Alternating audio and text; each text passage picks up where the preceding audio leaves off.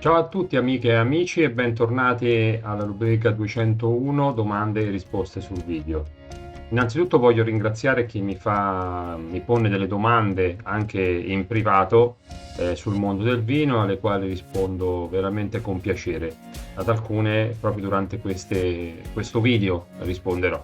Quindi continuate a scrivermi, cercherò di soddisfare al meglio le vostre curiosità, insomma, e quindi sono molto felice che questa rubrica venga seguita.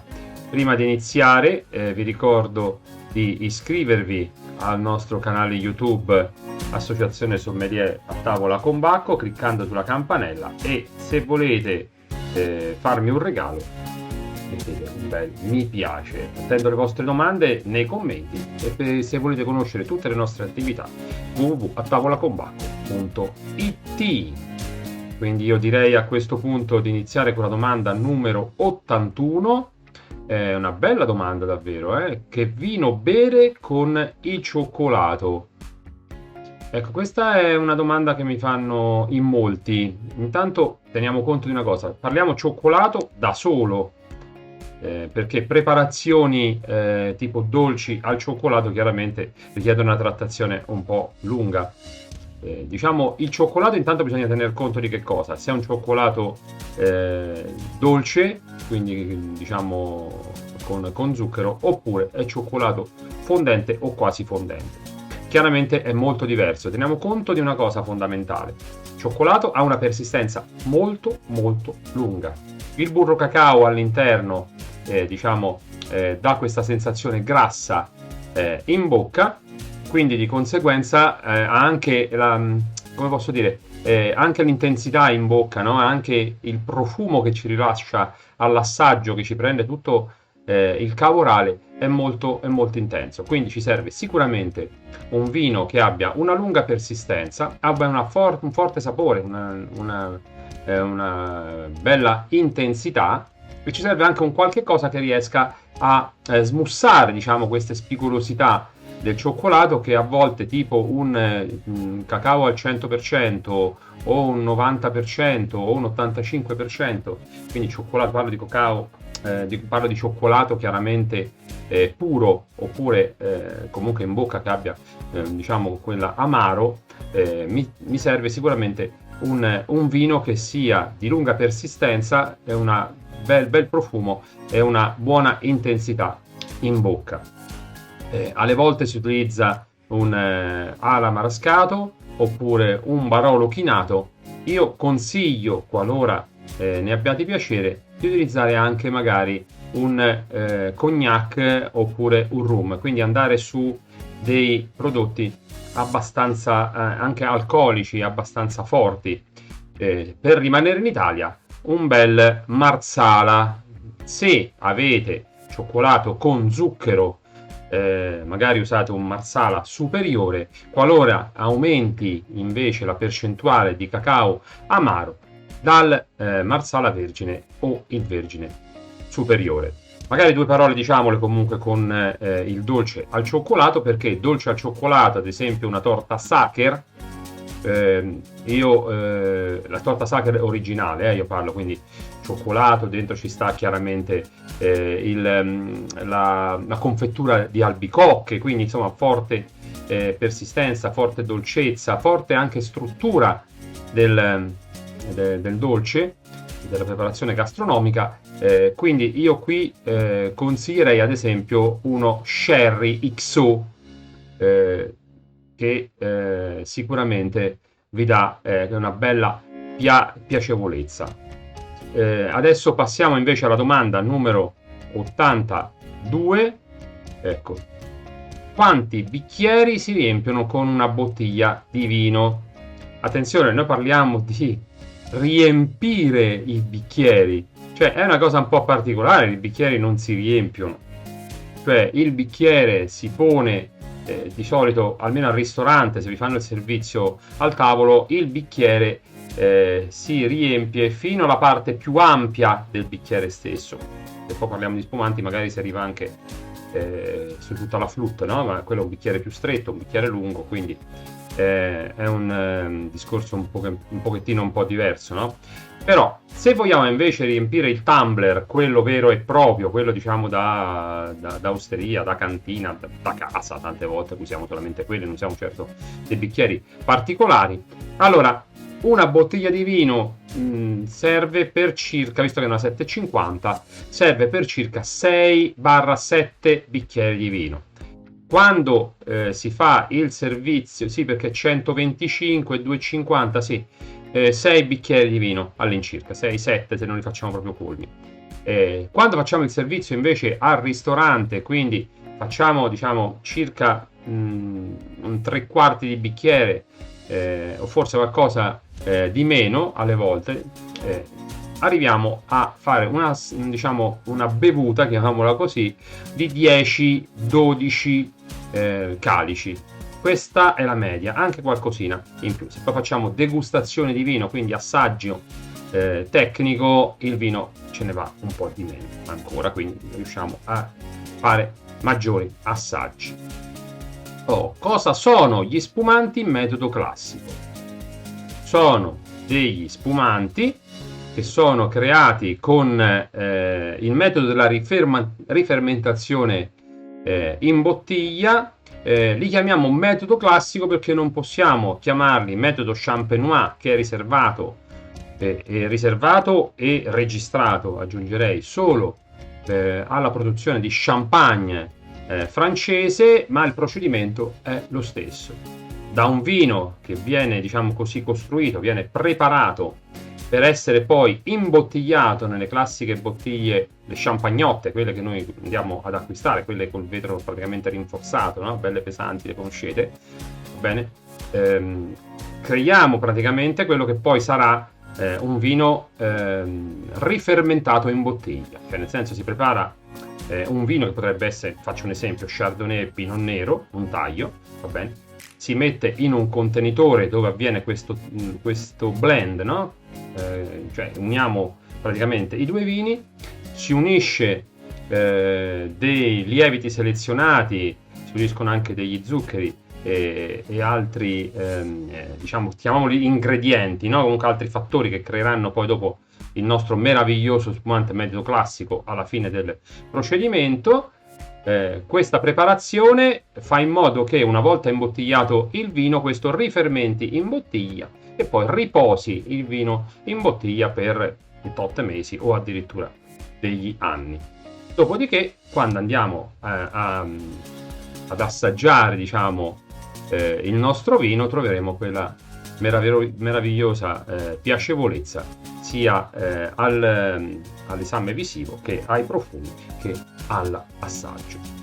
Quindi questo è a grandi linee quello che è lo spumante metodo classico, che è praticamente lo stesso procedimento del metodo champenois. È chiaro che per fare una trattazione di tutta la produzione di come viene prodotto uno spumante metodo classico serve più tempo, è ovvio. Questo viene fatto in apposite lezioni o corsi, non vi voglio annoiare. E questa invece è una curiosità simpatica, perché il vino in Veneto viene chiamato ombra. Diciamo che non viene chiamato sempre ombra, però cioè, a me è capitato di avere degli amici che dice: senta, mi dà un'ombrina, no? Mi dà un'ombra di prosecco, oppure mi dà un'ombra di vino bianco frizzante e così via. Allora, ombra è un termine che veniva utilizzato, pare, nella Repubblica di Venezia, quindi parecchio tempo fa, perché i vini venivano mantenuti in piazza quando erano in vendita, quindi erano in vendita al pubblico durante i mercati, durante le fiere, all'ombra, quindi al fresco erano tenuti. Praticamente questo veniva utilizzato soprattutto dagli ambulanti, come potete, al mercato, alle fiere, perché mano a mano che arrivava in piazza San Marco, per esempio, immaginatevi un bel mercato, no? Una bella fiera in piazza San Marco, dove c'era questo vino in vendita, mano a mano che arrivava il sole, gli ambulanti si spostavano all'ombra della Basilica di San Marco, e quindi, ecco, detto anche ombrina. Oppure anche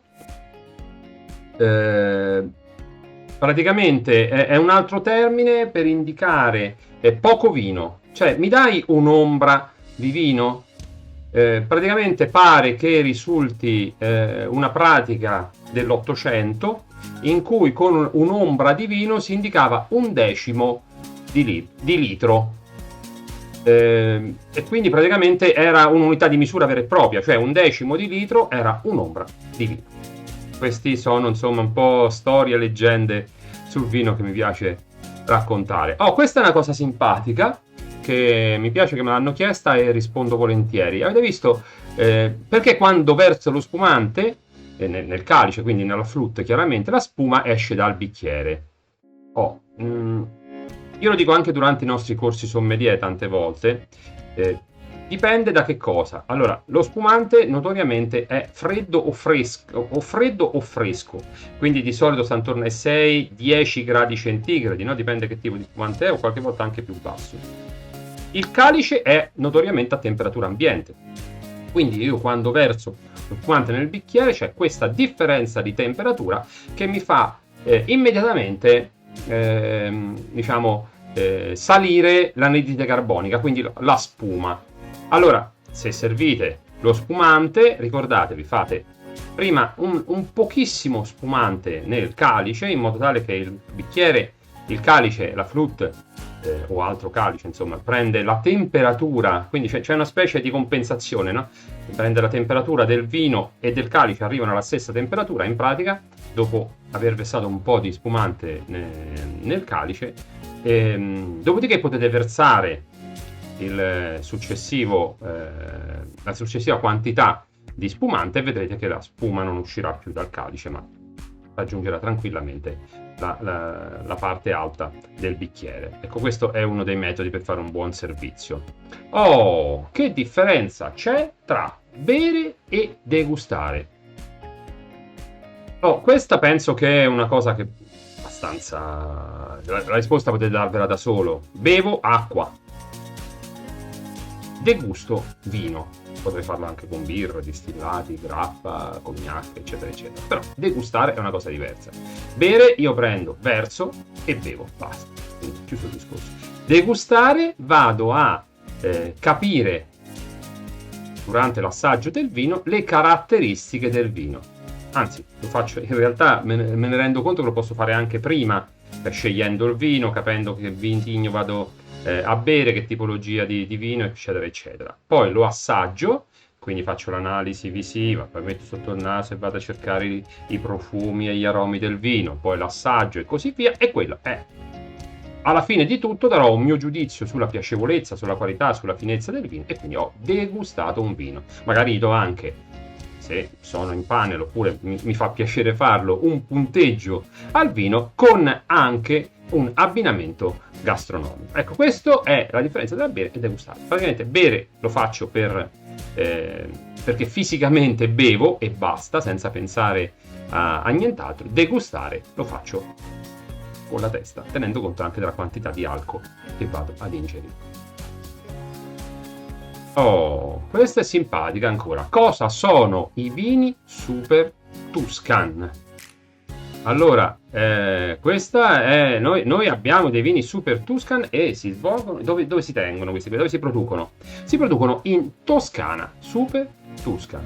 Sono vini creati fuori dalle norme delle nostre DOP, in quanto vengono creati con il cosiddetto taglio bordolese, cioè con i vini che vengono creati, con i vitigni con cui viene creato il Bordeaux nella zona dei vini bordolesi, quindi nella zona di Bordeaux, va bene, che sono Cabernet Sauvignon, Merlot e poi anche aggiungendo Cabernet Franc, escludendo chiaramente, aggiungendo anche Petit Verdot, Malbec, eccetera, escludendo il Sangiovese, che è il tipico e tradizionale vino toscano.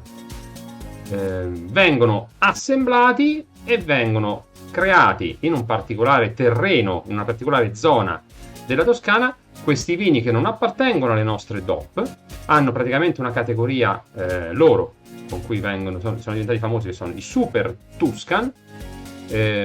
Hanno una qualità veramente alta, ovviamente il prezzo è relativo anche a questa tipologia di vini. I più noti faccio solamente 3 nomi senza, insomma, spero di non fare torto a nessuno, ma sono i più conosciuti, che sono per esempio il Sassicaia, che è forse il più conosciuto, l'Ornellaia e il Tignanello. Domanda numero 88: che vino scegliere con un antipasto di salumi? Allora, attenzione, dobbiamo scegliere un vino che sia la media, che possa accontentare un po' tutti i salumi che abbiamo sul nostro piatto, perché potremmo avere salami, capocollo, prosciutto di Norcia, per esempio mortadella, lonzino, o che ne so, insomma ne abbiamo cacciatorini, potremmo averne tantissimi dei nostri salumi. Bene, quindi dobbiamo cercare di capire intanto qual è la caratteristica principale dei salumi che abbiamo sul piatto e poi scegliere un vino che possa essere una mediana, diciamo, dell'abbinamento, delle caratteristiche dell'abbinamento vino al cibo, per poter accontentare un po' tutto il nostro palato, insomma il nostro apparato organolettico. Sicuramente i salumi ci danno sapidità, sicuramente ci danno persistenza e lunghezza e intensità gusto olfattiva. Anche struttura, poi dipende chiaramente da che tipo di salumi sono. Quindi ci serve un vino che abbia, è grasso, quindi ci serve un vino che abbia molte di queste caratteristiche, anche una buona alcolicità e anche spesso tannicità che ci serva a pulire questa sensazione, anche se non c'è l'olio, ma ci dà una sensazione untuosa, no? Va bene? Però il tannino anche aggiunge struttura al nostro vino. L'acidità del vino serve a pulire il grasso. Spesso nei salumi abbiamo anche una buona tendenza dolce. Immaginate al grasso del prosciutto, immaginate alla mortadella. Quindi abbiamo questa sensazione, questo grasso in bocca. Quindi per il grasso abbiamo detto l'acidità, ma abbiamo anche una tendenza dolce, quindi la sapidità. Però i salumi sono anche molto sapidi, quindi ci serve una rotondità, una morbidezza del vino, che vada poi però a unirsi anche a intensità olfattiva, lunghezza, quindi persistenza, gusto olfattiva, e dipende da che tipo di salumi abbiamo anche struttura. Quindi qui capite che spesso parliamo di vini rossi con passaggio in legno e anche qualche anno di affinamento e di maturazione in legno. Buona struttura e buona alcolicità. Quindi ad esempio possiamo parlare di un nobile di Montepulciano, possiamo parlare di un primitivo di Manduria, in Umbria un rosso di Montefalco ad esempio, ma perché no, possiamo utilizzare anche dei bianchi dai sapori intensi e abbiano fatto anche un breve o medio passaggio in legno. Quindi le possibilità sono tante. È chiaro che, ripeto, per fare questo tipo di abbinamento dobbiamo scegliere, fare un po', insomma, un compromesso con il nostro vino. Domanda 89: cos'è un vino da conversazione? Esiste vino da conversazione e da meditazione, poi da meditazione ne parleremo in un altro video. Un vino da conversazione è un vino che si beve con gli amici, o si beve magari a un party, o si beve magari a un banchetto. Non c'è molto da studiare su questo vino, ma è un vino che si beve molto bene e che ci accompagna durante questa chiacchierata, diciamo così, questo appuntamento conviviale con gli amici, o potrebbe essere anche un incontro magari, o un pranzo, un light lunch professionale, magari con i colleghi di lavoro. Quindi un vino di solito leggero, fresco, non particolarmente strutturato. Va bene anche una bollicina, anche il nostro amico Prosecco ad esempio potrebbe andare benissimo. È un vino che viene detto, a mio parere, è un vino beverino, ci accompagna e ci rende allegri e felici. L'ultima domanda per questo video, che è la domanda 90, che è una curiosità, ma insomma è una cosa che si vede spesso. Allora, è vero che piantare delle rose in vigna serve a evitare che le viti si ammalino? Allora, anch'io pensavo che ancora era così.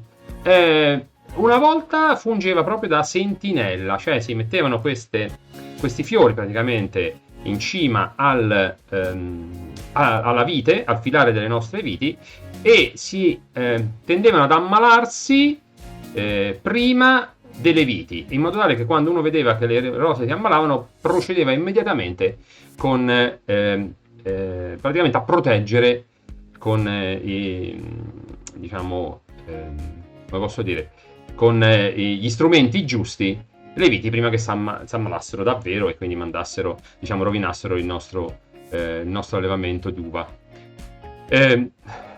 Venivano colpite, dico venivano, insomma, possono essere ancora, ma insomma, dal cosiddetto mal bianco, quindi dall'oidio, va bene, o dalla botrite, ma non dalla botrite cinerea, quella muffa nobile di cui magari parleremo successivamente, ma dalla muffa vera e propria, quella ignobile, permettete, la muffa grigia, va bene, o anche dalla Metcalfta, mi pare si chiama qualcosa del genere, che sono dei ragnetti che vanno praticamente sulla vite. Quindi le rose erano una sorta di monitoraggio del nostro vigneto. Se si ammalavano andavamo immediatamente a diciamo a proteggere la nostra produzione annuale di vino, facendolo direttamente sulla pianta, quindi andando a proteggere le nostre viti. Attualmente non serve più, è rimasta una cosa tradizionale, una cosa storica, ma comunque io dico sempre che a me fa molto piacere vedere dei fiori, delle rose in mezzo anzi di fronte alla vigna, perché è sempre un bel vedere. Quindi grazie ai viticoltori che mantengono questa tradizione che ci riporta un po' indietro nel tempo. Va bene, allora a questo punto abbiamo finito anche questo video, altre 10 domande, siamo arrivati alla domanda numero 90, anche questa volta chiudiamo qui. Vi ricordo ancora una volta di iscrivervi al canale, fate le vostre domande nei commenti, scrivete qui nei commenti in basso. Quindi vi ringrazio per la vostra attenzione e vi do appuntamento al prossimo video con 201 domande e risposte sul vino. Andiamo avanti, ne abbiamo ancora 111. Grazie a tutti quanti, ciao!